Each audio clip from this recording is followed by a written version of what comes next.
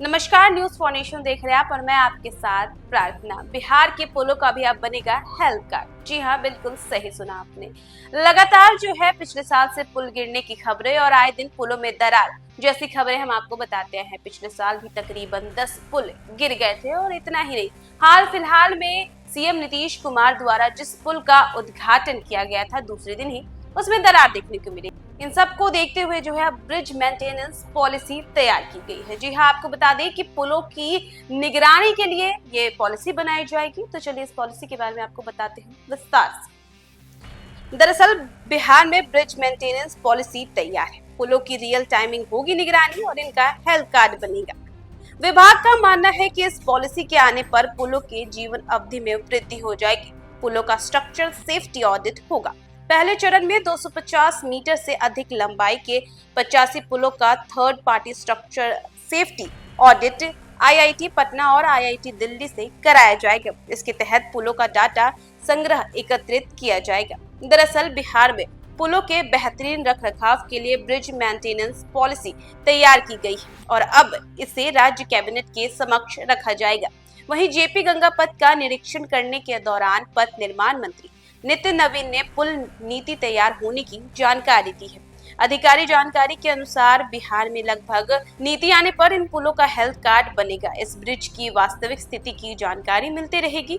इस कार्ड के जरिए पुलों पर होने वाले गड्ढे, जल जमाव, क्रैक समेत सभी त्रुटियों का ससमय पता लग सकेगा। इतना ही नहीं, ब्रिज मेंटेनेंस पॉलिसी के तहत पुलों में आई गड़बड़ी संबंधित इंजीनियरों को इनकी मरम्मत की जिम्मेदारी सौंपी जाएगी और इस पॉलिसी को मंजूरी मिलने पर इंजीनियरों को प्रशिक्षण भी दिया जाएगा ताकि नीति का कुशलता पूर्वक क्रियान्वयन किया जा सके। आपको बता दें कि इस कोड के आधार पर यह नीति लागू होगी जिससे पुलों के रखरखाव एवं ब्रिज हेल्थ का रिकॉर्ड रखा जाएगा।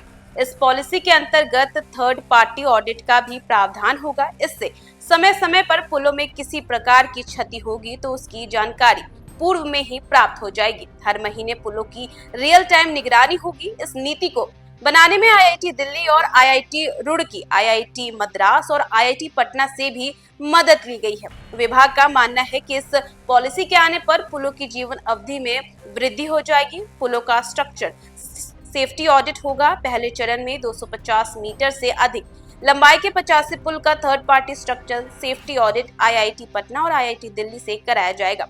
इसके तहत पुलों का डाटा संग्रह एकत्रित किया जाएगा और पुलों का भार परीक्षण भी किया जाएगा। प्रत्येक पुल की रेटिंग की जाएगी। ब्रिज हेल्थ इंडेक्स और मेंटेनेंस प्रायोरिटी इंडेक्स का मूल्यांकन होगा। इसके बाद ही पुलों का हेल्थ कार्ड बनेगा।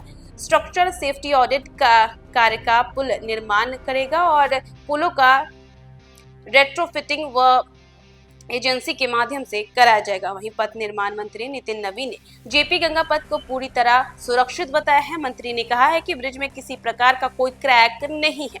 जिस गैप या क्रैक की चर्चा हो रही थी वो ब्रिज और रोड के बीच का गैप है। पुल संरचना के अंत में अब्यूटमेंट के डर्ट वाला अप्रोच स्लैब के बीच का जो जॉइंट है वो एक्सपेंशन जॉइंट्स के ढलाई से ढका हुआ था और यह जॉइंट एक्सपेंशन और कंस्ट्रक्शन के लिए रखा जाता है। यह सामान्य गैप होता है ताकि ब्रिज पर दबाव ना पड़े। समय समय पर इस गैप को भरा भी जाता है ताकि वह गैप मेंटेन रहे। किसी को भी इसके निर्माण की गुणवत्ता पर संदेह नहीं करना चाहिए। वैसे विभागीय अधिकारियों से इस संबंध में एक रिपोर्ट मांगी गई है और इस पथ के थर्ड पार्टी ऑडिट की भी अनुशंसा की गई है। तो फिलहाल इस खबर में बस इतना ही। देश दुनिया की तमाम अपडेट्स के लिए देखते रहे न्यूज़ फॉर नेशन।